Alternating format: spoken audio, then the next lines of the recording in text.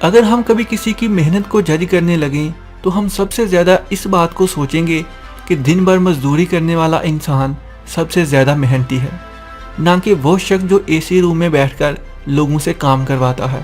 ایک مزدور کی محنت سب سے زیادہ ہوتی ہے۔ اگر ہم یہ سوچیں سب سے زیادہ کامیاب کون ہوتا ہے تو تب ہم ایک کمپنی کے مالک کو ہی کامیاب انسان بولیں گے۔ کیا کبھی یہ سوچا ہے کہ کمپنیوں کے مالکوں کو دن بھر کام سے ڈبل حاصل کیوں ہوتا ہے، جو کہ ایک مزدور کو دن بھر کے کام کے بعد بھی وصول نہیں ہوتا ہے؟ میں آپ کو ایک چھوٹی سی کہانی سے سمجھانے کی کوشش کرتا ہوں، اس کو دھیان سے سنیے گا۔ ایک دفعہ کی بات ہے کہ ایک مزدور دن بھر ایک پہاڑ سے پتھر توڑتا اور ان کو لے جا کر بازار میں بیچتا۔ اس کی دن بھر کی محنت سے گھر بھی نہیں چل سکتا تھا۔ ایک دن اس کی نظر ایک سونار کی دکان پر پڑی۔ اس نے دیکھا کہ سونار کے پاس بہت چمکدار پتھر ہے جو قیمتی زیوروں پر لگے ہوئے ہیں، اور یہ وہی پتھر تھے جو وہ پہاڑوں سے توڑ کر لے کر آتا تھا۔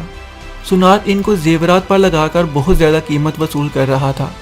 مزدور سونار کے پاس گیا اور کہا کہ میں دن بھر محنت کر کے پتھر توڑ کر لاتا ہوں، مگر مجھے اتنے کم پیسے ملتے ہیں، اس سے میرا گزارا تک نہیں ہوتا، اور تم اے سی کے کمرے میں بیٹھ کر ان کو تراش کر لاکھوں روپے کماتے ہو، کیا میری محنت کی کوئی قیمت نہیں؟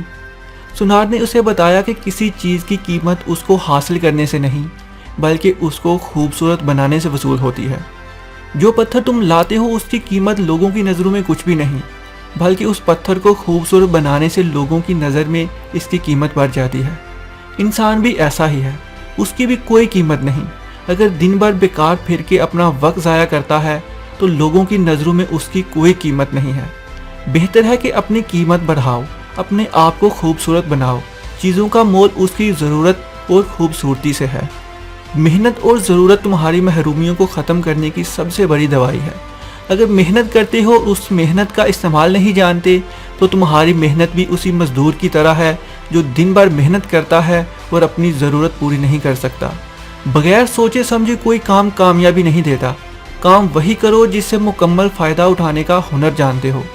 جو فائدہ نہیں اٹھا سکتے دنیا میں اس سے بیکار انسان کوئی نہیں۔ اگر کسی مقام کو حاصل کرنا ہے تو دو ہنر تمہیں آنے چاہیے، ایک سخت محنت تو دوسرا محنت کا فائدہ اٹھانا۔ کچھ لوگ بہت محنت کرتے ہیں اور کچھ لوگ پلاننگ بہت کرتے ہیں، اور جو لوگ محنت اور پلاننگ دونوں کے ساتھ کام کرتے ہیں کامیاب وہی ہوتے ہیں۔ منزل ملے نہ ملے یہ مقدر کی بات ہے، ہم کوشش بھی نہ کریں یہ تو غلط بات ہے۔ اگر محنت کے بعد بھی کامیابی نہیں ملتی تو ہمت مت ہارو، محنت ہمیشہ ضائع نہیں جاتی۔ زندگی میں اگر منزل پانی ہے تو پھر طریقے بدلو، ارادے نہیں۔ یہی تو جگ کی ریت ہے، من کے ہارے ہار جاتے ہیں اور من کے جیتے جیت جاتے ہیں۔ ہمیشہ اپنی سوچ اور محنت کے ساتھ منزل کی طرف بڑھتے جاؤ، تم بہت کچھ حاصل کر سکتے ہو۔ تم ایک غار کی مانند ہو، اس غار میں پوری دنیا کی کامیابی کا خزانہ جمع ہے، بس اس غار میں کھوج لگانے کی ضرورت ہے۔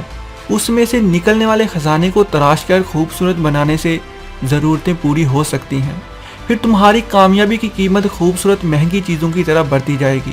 اگر تم اس غار سے خزانہ نکال لائے، اس کو بغیر تراشے بغیر خوبصورت بنائے بیچنے لگے تو کامیابی کبھی نہیں پاؤ گے۔ اس بات کا فائدہ اٹھاؤ، خود کو تراشو، خود کو خوبصورت بناؤ اور کامیاب ہو جاؤ۔ اپنی محنت کے ساتھ پلاننگ ضرور شامل کرو اگر کامیاب ہونا ہے تو۔